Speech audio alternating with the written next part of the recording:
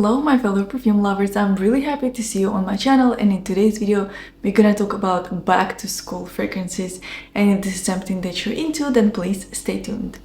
And this video is pretty much for everybody, whether you're a teacher, a student, or just a person like me who is missing school, university, who wants to get into this like kind of fall and school type of mode. And I really hope that you like my picks. So let's get started. And the first fragrance I want to talk about is one of the newer ones, and it's Fleur de Peau Eau de Toilette. So I really fell in love with it, and if you have guys been watching my channel, that you know that I'm not really a fan of the original Fleur de Peau because it smelled too powdery, I would say, and a little bit like baby wipes, so this fragrance was not for me. But when I tried the Eau de Toilette version, I really fell in love. It reminds me of like an elevated, more sophisticated and grown-up version of Glossier You. And if you like Glossier You, but once again you want something more elegant, more sophisticated, then definitely try Fleur de Peau. It's very bright in the opening. There is a magnolia note that really brightens the whole scent. You get beautiful iris, musk, ambrette. Like if you like musk, ambrette, and iris, there is like no chance you don't like this fragrance because these notes are so well blended here. They're so smooth. It's a creamy but bright at the same time, and it really is a very good everyday type of fragrance because it doesn't pull all the attention to itself, and you know, it allows you to kind of just do whatever you want without being overpowered by your fragrance. And that's why I thought this would be a good pick for back to school. Also, of course, this is not overpowering. This is diptyque. They usually sit very close to skin and they do not project much, so that's why, you know, this is perfect for like office or school type of setting. And next fragrance is the most controversial release of 2025 in my opinion. It's Valentino Born in Roma Ivory. And I know a lot of people were not fans of it, but I fell in love, and honestly unexpectedly, because I'm not the biggest fan of original Born in Roma line. Like I do not have any of those fragrances, and maybe that's why I like it, because to me this is quite different. And this is a very good scent if you want something sweet, very girly, but also you kind of again want it like elevated, and you want it not to be too overpowering. Like you don't want to wear very sticky sweet fragrances because you just you know, don't want all the attention to that sweetness.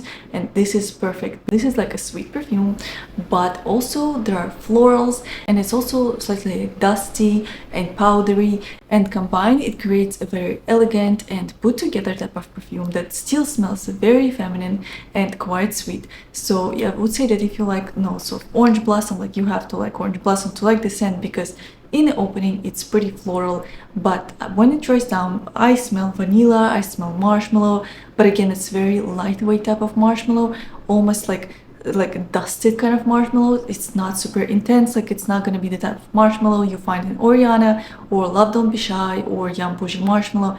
This is very subtle here, so if you want something subtle but still sweet and feminine, definitely try Valentino Born in Roma Ivory. And I would say that if you got this fragrance and you do not like it, let it sit, because when I first got a bottle it also smelled a bit like generic, too floral, and vanilla and marshmallows were not as prominent.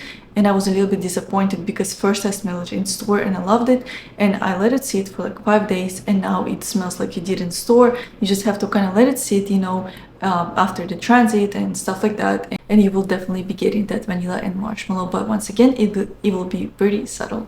And the next fragrance is Eau Duelle by Diptyque in the Eau de Toilette version. And this is like a quintessential cozy fall type of fragrance, perfect for being back to school or in office, because it just smells so extremely cozy.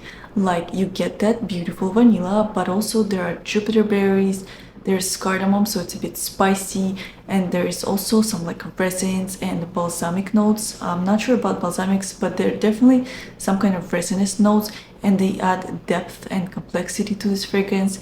And it just, you know, it's very cozy, and it reminds me of being in the forest, maybe by the fireplace, but it does not smell smoky or like fire. But it just kind of gives me like this kind of like campground type of vibes, and I really love it. And I would say that it's quite aromatic as well due to that Jupiter berries and cardamom in the top, but the dry down is super smooth, super creamy. And if you like those non-edible or very sophisticated type of vanillas, then you'll probably love Eau Duelle. And once again, it's just so cozy that I highly recommend this fragrance to anybody who still haven't tried it. And the next fragrance is also just perfect for fall, and it's Gris Charnel. I tried it a long time ago, and honestly I'm still a big fan of this fragrance because it's very full coated, and it kind of puts me in like a very melancholy mood of being very introspective, kind of puts me into like a thinking mode. This fragrance makes me want to study something or to read a book by the fireplace. This fragrance is for those who love like slightly spicy fragrances, figs and iris. I would say those notes are pretty prominent for me. Like, definitely pick up on fig. You have to like fig to like this fragrance. There's also a note of black tea, but I would say it's somewhere like in the background, but I still can smell it for sure. There's also cardamom, you know, that adds that spiciness, and then there is iris, which makes this fragrance very smooth, buttery, and gives it like an interesting texture. And in the dry down, I think there's sandalwood and tonka beans. So overall, this is also a very cozy fragrance. It reminds me of fall, rainy weather, being back to school, and just all the good vibes that personally I enjoy. And if you're a big fan of fig and cardamom and iris, definitely try this fragrance. And I think you guys probably heard about it a lot, but I wanted to mention it in this video as well, just because I like it a lot still. And next fragrance is kind of the opposite of the last one. If Gris Charnel was very melancholic, this one is very uplifting and easygoing fragrance, and it's Osmanthus Nectar by Gucci. This is one of my favorite releases of this year because I just fell in love. This is so easy to wear, it's so versatile, it's also very bright and uplifting, and instantly puts me in a better mood and puts a smile to my face. And the main notes I smell in this fragrance are apricot, osmanthus, and tea. Those notes are, you know, most prominent for me. I do not really smell the rest of the notes, and so if you like these notes, then you will love this fragrance. Especially tea, I would say this very tea forward, osmanthus forward, and apricot is super prominent in the opening. It's like juicy, fruity, but then it kind of calms down and you're left with lots of osmanthus and black tea.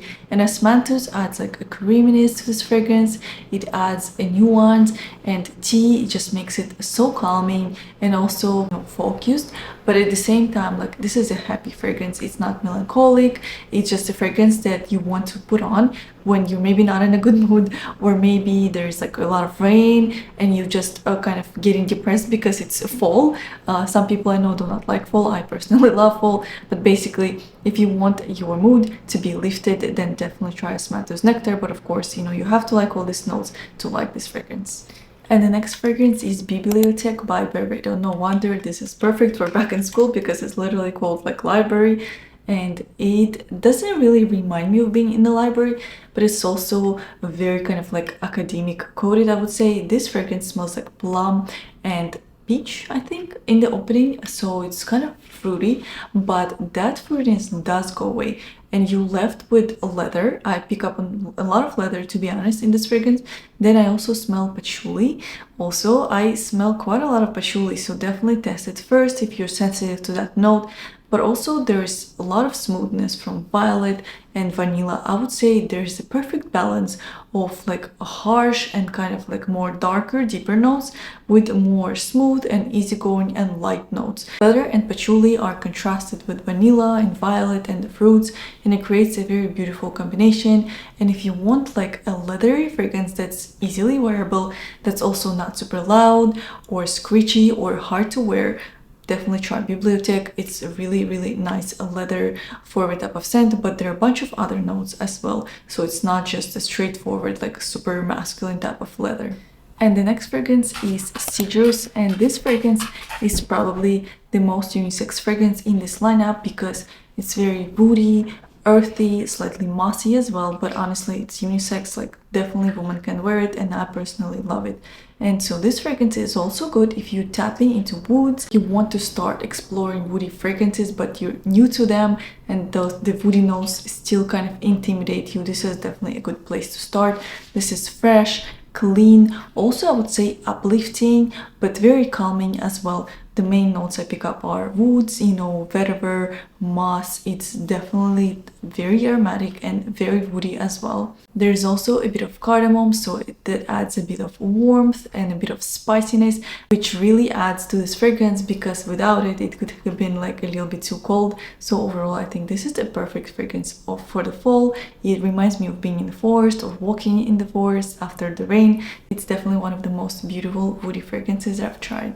And of course, I could not include a citrusy, fresh type of fragrance in this video, because I know lots of people love it for school and for office especially. And this fragrance is by the brand d'Orsay, and I'm gonna put the fragrance name here somewhere because I'm not gonna embarrass myself trying to pronounce it. So this fragrance really reminds me of Parade, but I would say that this is more complex and maybe slightly more feminine than Parade. It shares lots of the same notes. They're neroli, like vetiver, citruses. I think there is also orange blossom, if I'm not mistaken. Yes, there is orange blossom. So definitely they do share lots of similar notes, and it really does, especially in the opening, smell similar to Parade.